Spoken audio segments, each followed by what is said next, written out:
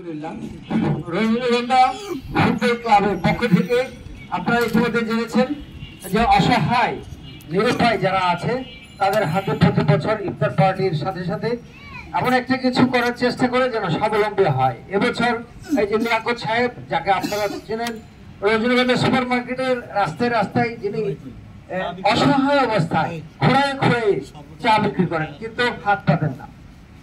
একটা কথা বলতে গিয়ে আমার চোখে পানি এসে যায়।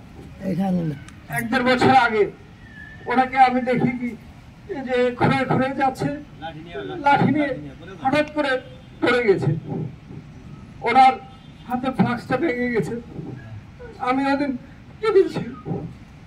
তারপরের দিন ওনার হাতে আমি 500 টাকা দিয়েছিলাম একটা ফ্লাক্স কেনার জন্য, জানি না ওনার মনে আছে কিনা। যাই হোক, তো সেই লিয়াকত ভাই যার হাতে আমরা আজকে ওনার স্বাবলম্বী হওয়ার জন্য চেষ্টা করছি, উনি আমরাও সহযোগিতা করছি। এখানে আপনাদের পক্ষ থেকে 8,000 টাকা ওনার হাতে তুলে দেওয়া হচ্ছে, কিন্তু কমিটির পক্ষ থেকে ইচ্ছা ছিল 10,000 টাকা দেওয়ার।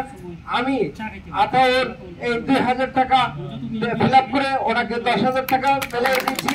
আমার হাতে এখন 2,000 টাকা নেই, আমি 2,000 টাকা ওনাকে পৌঁছে দেবো। এই টাকাটা আরো আমাদের